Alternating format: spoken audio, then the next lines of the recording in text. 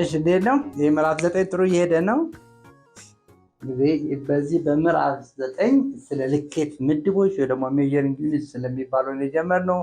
በምዕራፍ 9 አንድ ላይ ማለት በመጀመሪያው ክፍል ላይ ስለ ርዝመት መለኪያ ምድቦች አይተናል።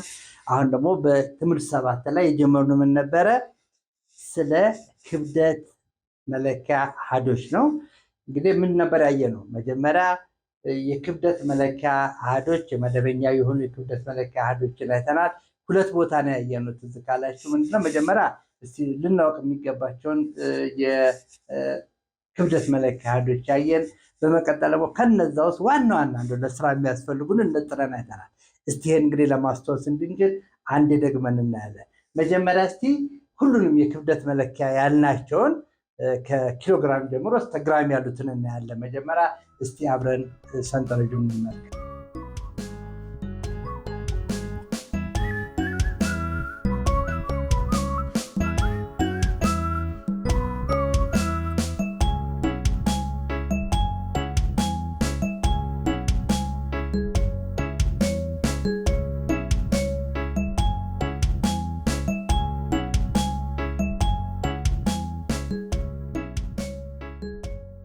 እሺ እንግዲህ አይተናል። አሁን እዚህ ላይ ምን ነበር ያየነው? ከኪሎግራም ጀምረን ሄክቶግራም አለ፣ ዴካግራም አለ፣ ወደ ግራም አለ፣ ዴሲግራም፣ ሴንቲግራም ያን ወደ ሚሊግራም ድረስ ያለውን ነገር እና በመካከላቸው ያለው ዝምድና ደግሞ የ10 ብዜት መሆኑ ስራውን እና ዝምድናውን ለማወቅ ስራውን ቀለል ያደርግልናል ማለት ነው። በመቀጠል ደግሞ ያየነው ምን ነበረ? ዋና ዋና ከምንጠቀምባቸው መካከል ብለን ያየነው አለ። እስኪ ተመልከቱ። መጀመሪያ በቶን እና በኩንታል መካከል አለ። አንድ ቶን ማለት 10 ኩንታል ነው። አንድ ኩንታል ማለት ደግሞ 100 ኪሎ ግራም ነው። 1 ኪሎ ግራም ማለት ደግሞ 1000 ግራም ነው። 1 ግራም ማለት ደግሞ 1000 ሚሊ ግራም ነው። እንግዲህ እነዚህ አዘውትረን የምንጠቀምባቸው የርዝመት መለኪያ ምድቦች ናቸው። እንግዲህ እነዚህን ዝምድናዎች የበለጠ በዛሬው ክፍለ ጊዜ ደግሞ እያየን እንሄዳለን። ግን ያለፈው ላይ በትምህርት 7 ላይ የተሰጠ መልመጃ አለ። ወደ ዕለቱ ዋና ትምህርት ከመግባታችን በፊት እስቲ እነዚህን የቤት ስራ መልሶች አብረን እንግዲህ የሰራችሁትን ስራ እያረማችሁ ትሄዳላችሁ። መልሱና ጥያቄውን አብረን እናያለን። አሁን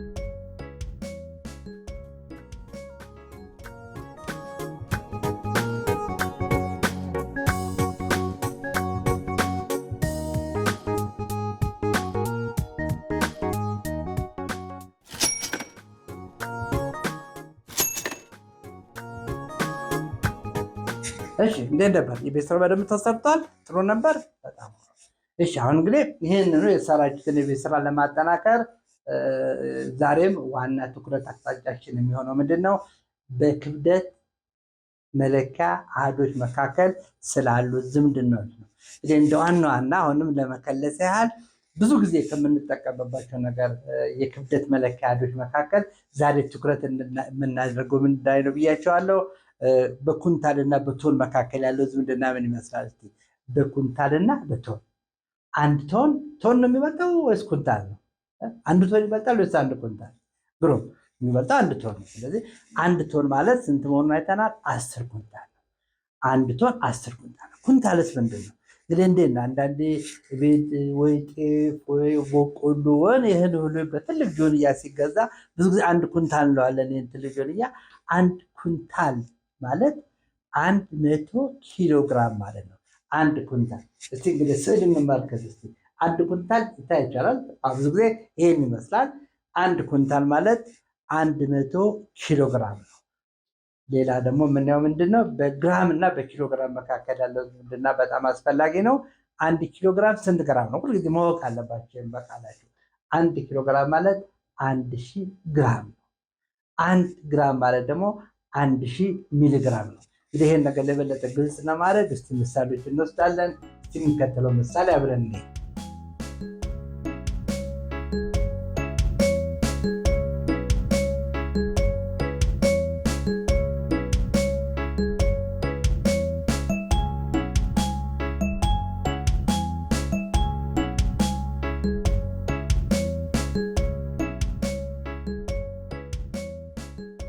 እሺ ምሳሌ ምን ነበር የሰጣችሁ? የሚከተሉትን ወደ ኪሎግራም ቀየር። ምን እንደሰጣ ኩንታል አለ፣ እዚጋም ኩንታል ነው፣ እዚጋ ቶን ነው። ስለዚህ እንግዲህ መካከላቸው ያለን ዝምድና አይተናል። አሁን 6 ኩንታልን ወደ ኪሎግራም ነው ቀይሮ የተባልነው። ስለዚህ ልክ ቅድም እንዳለው እንዴት አድርጌ ልጻፍ? በጣም ግልጽ ለማድረግ 6 ኩንታል ማለት 6 ሲባዛ በአንድ 6 ጊዜ አንድ እየጽፋለሁ ኩንታሉ እንዳየ። ምክንያቱም አሁን አንድ ኩንታልን ነው ወደ ሌላ ምድብ መቀየር እንፈልግ። ወደ ምን? ወደ ኪሎግራም። በኪሎግራም እና በኩንታል መካከል ያለው ዝምድና ምንድን ነው? አንድ ኩንታል ማለት 100 ኪሎግራም ነው። አንድ ኩንታል ማለት 100 ኪሎግራም ነው። ስለዚህ እዚህ ጋር አንድ ኩንታል የምትል ሀገር አለች። አንድ ኩንታል በምትለው ቦታ 100 ኪሎግራም ብዬ ጽፋለሁ ይሆናል። 6ን እንዳለ ጽፋለሁ ሲባዛ አንድ ኩንታል በሚለው ቦታ 100 ኪሎ ግራም ብዬ ጽፋለሁ። 6 ጊዜ 100 600 ነው። 600 ኪሎ ግራም ይሆናል ማለት ነው። እዚህ ላይ 5.2 ኩንታል አለ። አሁንም ልክ እንደዛ እጽፈዋለሁ። አሁን 5.2 ማለት 5.2 ሲባዛ በአንድ ማለት ነው። ኩንታሉን እንዳለ ጽፌያለሁ። አሁን ሀሳቤ ምንድን ነው? ኩንታሉን ወደ ምን መቀየር ነው? ወደ ኪሎግራም ነው። በኩንታልና በኪሎግራም መካከል ያለው ዝምድና ምንድን ነው? አንድ ኩንታል ማለት 100 ኪሎ ግራም ነው። ስለዚህ አንድ ኩንታል በምትለው ቦታ ምን ትቀይራላችሁ? 100 ኪሎ ግራም። ምንድን ነው ያደረኩት? አሁን 5.2 እንዳለ ነው ሲባዛ በአንድ ኩንታል የሚለው በአንድ ኩንታል ቦታ 100 ኪሎ ግራም ቀይሩ። አሁን ቀላል ነው። 5.2ን በመቶ እናበዛለን። እንግዲህ በመቶ ማብዛት ማለት ይችን አስርዮሽ ነጥብ ወደፊት 2 መውሰድ ማለት ነው። የት ጋር ያለችው? ከሁለት በፊት ነው። ወደፊት 2 ማለት 2 ላይ እናደርሳታለን። አንድ እንደገና ወደሚቀጥለው አሃዝ እንወስዳለን። ስለዚህ ስለሌለ 0 እንጨምራለን። ይሄን ለማስተካከል ማለት ነው። ሁልጊዜም እንደምትወስዱት ያው 5.2 ማለት 5.200 ወይ ደግሞ 5.2000 የፈለጋችሁትን ያህል 0 መጻፍ ትችላላችሁ። ከዛ እቺ አስርዮሽ ነጥብ እዚህ ጋር ነው ያለችው። 5.2 5 ግን ለቦታ አያያዝ ዜሮዎችን እንደምትፈልጉት ብትጨምሩ ለውጥ አያመጣም ማለት ነው። ስለዚህ አሁን 5.2ን በመቶ ማብዛት ማለት እቺ የነበረችው አስርዮሽ ነጥቧ ከሁለት ላይ ትነሳና 1 2 ወደ ቀኝ ትሄዳለች። የጋ ትመጣለች። አሁን በቀጥታ ከዜሮ በኋላ ትመጣለች። ምን ይሆናል መልሱ? አሁን 5.2 እዚህ ጋር ሲመጣ 520 ምን ኪሎ ግራም። ስለዚህ 5.2 ኩንታል ማለት 520 ኪሎግራም ነው ማለት ነው። ዋው ኮሜት ዘንድሮ ከኬጂ ጀምሮ እስከ 6ኛ አደገች በለኛ። እውነትም አደገች። ኮሜት ተፈለገች። አሁን የሁሉም ናት። በአጸደ ሕፃናት የልጆውን ማስተዋል ኮሜት ያግዘዋል። ወደ አንድም ሲገፉ፣ ሁለተኛም ሲያልፉ፣ ወደ 3 ሲዘሉ፣ ለአራተኛ ክፍሉ፣ አምስተኛም ላሉ፣ አልፎም 6ኛ ከች እንግሊዘኛ፣ ከተፍ ማትማቲክስ፣ አካባቢ ሳይንሱ፣ አማርኛ ራሱ ሁሉም ካስቴር ነጋ። ኮሜት በጣም ሸጋ። ከኮሜት ጋር ያጥኑ። 7ኛም ሆኑ፣ 8ም ደረሱ፣ 9 ገሰገሱ፣ 10ም አለፉ፣ 11ም ገፉ፣ 12ም ገቡ። አጋዥ ነው ከልቡ በሁሉም ደረጃ ኢኮኖሚክስ ፍርጃ፣ አማርኛው ጠጣር፣ እንግሊዝኛው ጣር፣ ኬሚስትሪው ፈንጂ፣ አንተ ያለ ባዮሎጂ፣ እግዞ ስነ ዜጋ፣ ጂኦግራፊው አደጋ፣ ሂሳብ ናላዞረ፣ ሂስትሪው ጠጣረ፣ ፊዚክስ አስቸገረ። ምንድነው መፍትሄው? ይሄው ኮሜት ሰፕሊሜንተሪ ቡክ አወቅና ዘንድሮ በተማሪ አይምሮ ኮሜት ተጨምሮ። ኮሜትን ሲገዙ ከመጽሐፍቱ ጀርባ የአስቴር ነጋ አርማ መኖሩን ያስተውሉ። ይህ አርማ ከሌለም የአስቴር ነጋ አይደለም። አስቴር ነጋ አሳታሚ። አሁን የሚቀጥለው ደግሞ ምንድን ነው? 7 ቶን ነው። ወደ ምን ለመቀየር የምንፈልገው? ወደ ኪሎ ግራም ነው። ወደ ኪሎ ግራም ነው መቀየር የምንፈልገው። ያለውን ዝምድና አስተውሱ።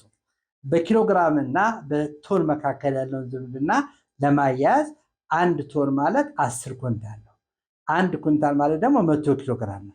ስለዚህ እንዲቀለል ስራው ቅልል ብሎ እንዲሄድ እንዴት እናድርገው ይሆናል ብዬ እንደዚህ ነው 7 ሲባዛ በ1 ቶን ብዬ ጻፍኩት። ይሄ ምንም አልቀየርኩትም። ግን አሁን የምፈልገው ደግሞ ምንድን ነው? 7 ሲባዛ 1 ቶን ማለት 1 ቶን በምን ሊቀይረው ይችላል? አሁን 1 ቶን በምን ሊቀይረው ይችላል? 1 ቶን ማለት 10 ኩንታል።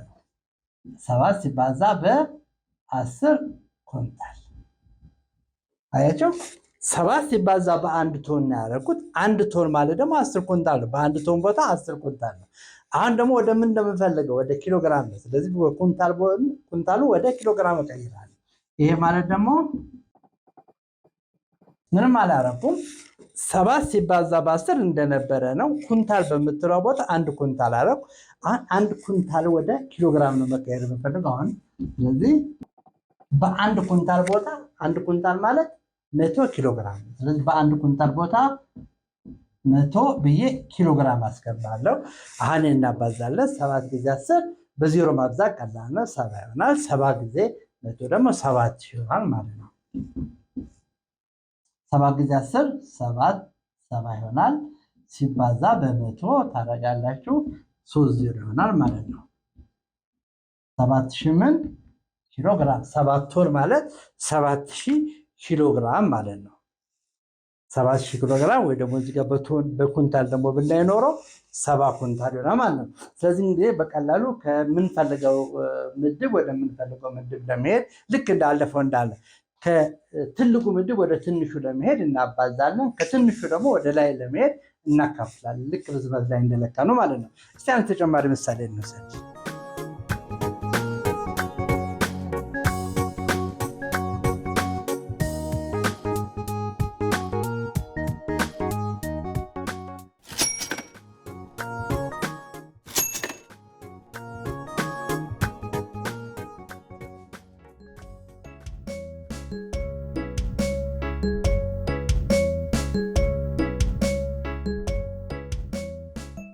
እሺ እንግዲህ አሁን ምንድን ያየነው እስካሁን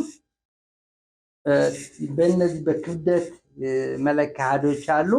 ከአንዱ ወደ ሌላው እንዴት እንደምንቀይር ነው። ከኩንታል ወደ ኪሎግራም፣ ከቶን ወደ ኩንታል ወደ ኪሎግራም መቀየር ችለናል። አሁን ደግሞ ትንሽ ጀመር አድርገን የምናልፈው ምንድን ነው? እነዚህ የክብደት መለኪያ አሃዶችን መደመር እንችላለን፣ መቀነስ እንችላለን፣ ማብዛት እንችላለን በሆነ ቁጥር። ሌላ ደግሞ ማወዳደር እንችላለን። ከየትኛው ለምሳሌ ከ5 ቶን እና ከ700 ኩንታል ማን ይበልጣል?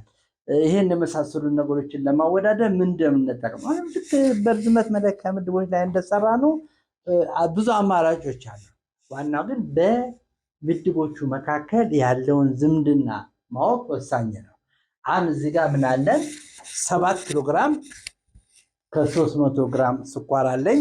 እዚህ ጋር ደግሞ 5 ኪሎ ግራም ከ600 ግራም ስኳር አለኝ። እነዚህ ሁለቱን አብሬ ብቀላቀላቸው ድምሩ ስንት ነው?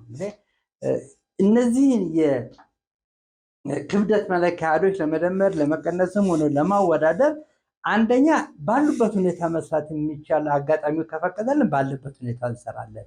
አለበለዚያ ሁሉንም ወደ አንዱ ምድብ እንቀይራቸዋለን። ብዙ ጊዜ ደግሞ አማራጩ የሚሆነው ምንድነው? ከዚህ ከተደማሪዎቹ ደግሞ ከተቀናሽ ውስጥ ወደ አነስተኛው የክብደት መለኪያ አሃድ መቀየር ነው። ወደ አሁን እዚህ ጋር ኪሎግራም እና ግራም አለ። አነስተኛው ማነው? ግራም። ስለዚህ ሁሉ ነገር ወደ ግራም ከቀየርን በኋላ ድምር እናገኛለን። ከደመርን በኋላ ደግሞ መልሰን ደግሞ ወደምንፈልገው አሃድ መቀየር እንችላለን። ዋናው ነገር ከትልቁ ወደ ትንሹ ስንሄድ እናባዛለን፣ ከትንሹ ወደ ትልቁ ለመሄድ ደግሞ እናካፍላለን። እንግዲህ የበርዝመት መለኪያ አሃዶች ዝምድናም ላይ የተጠቀምንበት ስሌት ነው። እስቲ አሁን እነዚህን ሁለት ነገሮች እንደምር። አሁን ባለበት ሁኔታ መደመር በጣም አመቺ ነው የሚሆነው። ማለት ግራሙን ከግራሙ ጋር መደመር እንችላለን።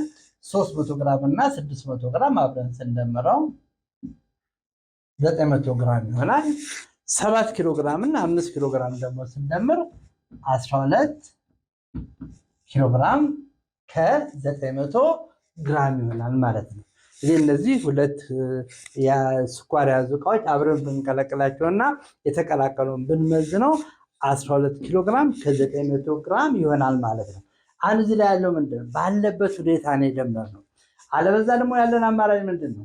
ሁሉንም ወደ ግራም ከቀየርን በኋላ መደመር ወይም መቀነስ እንችላለን ማለት ነው።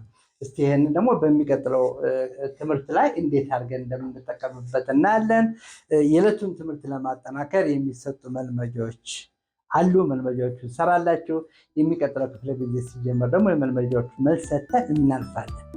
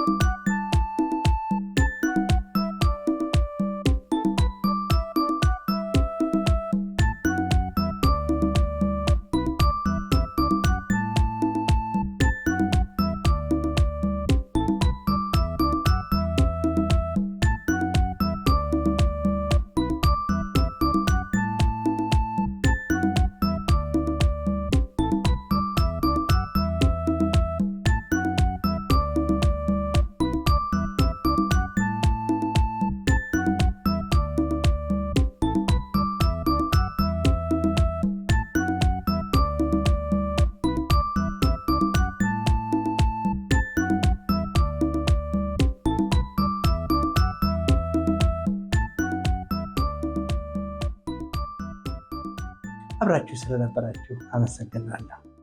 ይህን ትምህርት የበለጠ ለመከታተል የዩቲዩብ ቻናል ዘነበ ደነቀ የሚለውን ሰብስክራይብ በማድረግ የዚህ የሂሳብ ትምህርት ቤተሰብ መሆን ይቻላል። በተጨማሪ ሂሳብን ከመምህር ዘነበ ደነቀ ጋር የሚሉትን መጽሐፍት መጠቀም ይቻላል።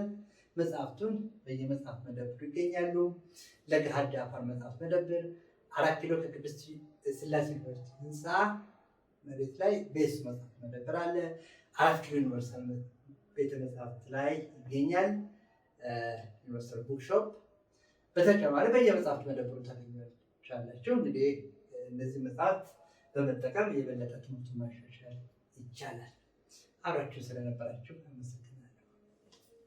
ፓወር ፕሮብሌም ሶልቨር ቡክስ ከአስቴር ነጋ ሳታሚ ቺርስ። ይኸውና ፓወር በየአይነቱ ለ78 ፓወር ነው ጉልበቱ፣ ለ9 ለ10 ፓወር ነው ፓወሩ፣ ለ11 ለ12 ፓወር ደረሰለት። በተማሪ አይምሮ ፓወር ተጨምሮ ሲያጠኑ ደስ ይላል፣ ሲፈተኑም ቀላል። ፓወር ምን ተስኖ ግልጥልጥ ያለ ኖት በደንብ የተብራራ ጥራቱ የሚያኮራ ጠንቀቅ ያለ ስራ ከዚህ መጽሐፍ ጋር ልጆን ያገናኙ ልክ እንደተመኙ በፓወር ታግዞ ወደ ኮሌጅ ጉዞ ፓወር ፕሮብሌም ሶልቨር ከአስቴር ነጋ ሳታሚ